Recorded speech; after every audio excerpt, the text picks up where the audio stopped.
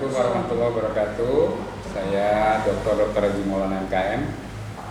Hari ini akan memberikan materi kepada adik-adik semua tentang kepemimpinan dan manajemen berbasis edupreneurship atau edupreneurship based leadership and management.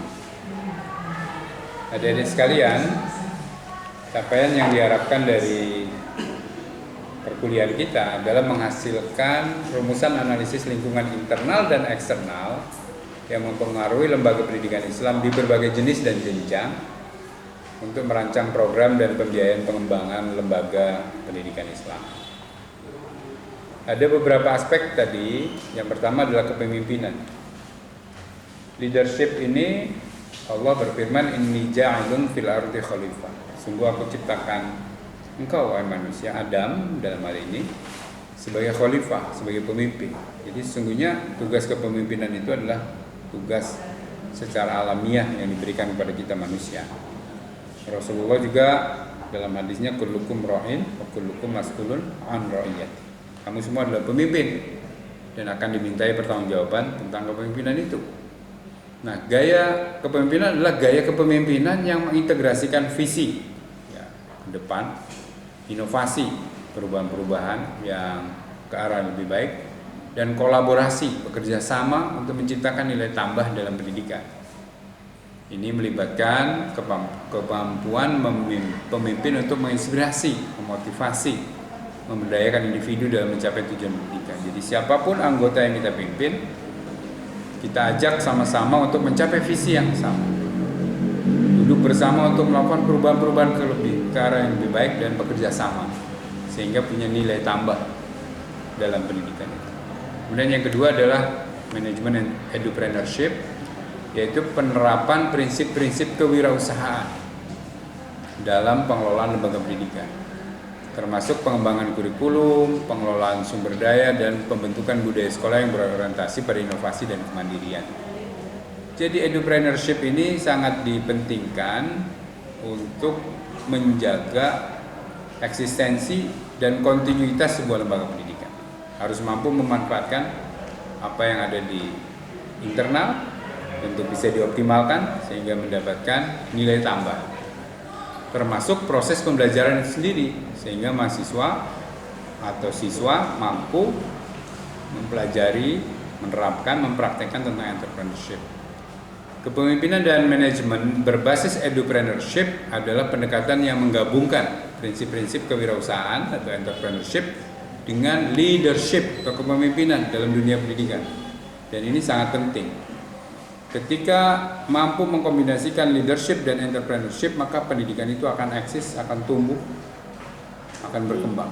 Namun sebaliknya bisa stuck, bisa decline kalau tidak ada leadership kepemimpinan dan tidak ada entrepreneurship atau wirausaha. Ini melibatkan pengembangan potensi kewirausahaan siswa dan pengelolaan lembaga pendidikan dengan semangat kewirausahaan. Jadi ada dua aspek. Yang pertama untuk meningkatkan kemampuan dari siswa atau mahasiswa dalam mengikuti proses pendidikan supaya memahami entrepreneurship. Tapi di sisi yang lain, dari segi institusi juga dengan entrepreneurship akan menghasilkan nilai tambah dari aset yang dimiliki, dari berbagai hal yang dimiliki supaya punya nilai tambah dan harus selalu berinovasi.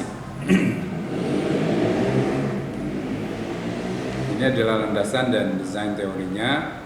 Ada banyak sekali teori-teori manajemen kalau kita baca. Kemudian apa hakikat dan fungsinya.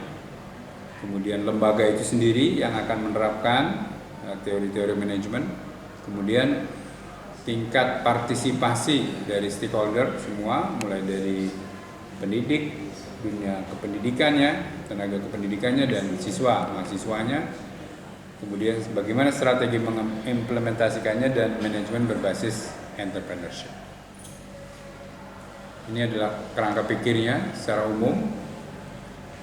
Mulai dari pemetaan awal, ya, kita harus bisa melakukan pemetaan apa kelebihan, apa potensi dan lain sebagainya.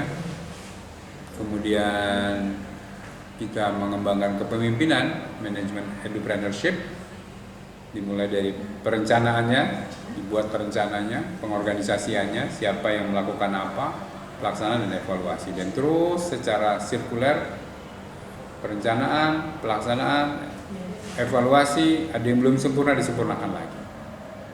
Indikatornya adalah pengelolaan, hasilnya kepercayaan dan adaptasi. Ini adalah grand design-nya,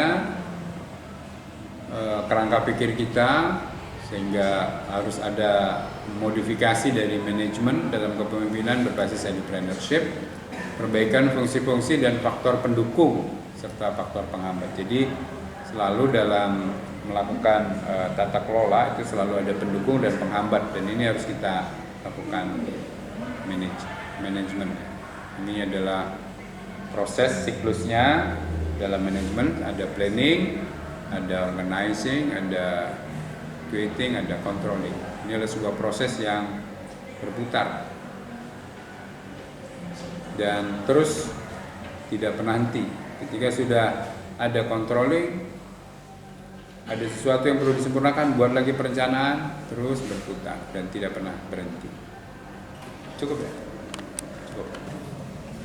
Baik adik-adik sekalian, kita sudah melewati proses perkuliahan ini. Saya Dr. Haji Maulana MKM, dosen MPI, menyampaikan permohonan maaf kalau ada yang salah. Semoga apa yang saya sampaikan bermanfaat. Terima kasih. Wassalamualaikum warahmatullahi wabarakatuh.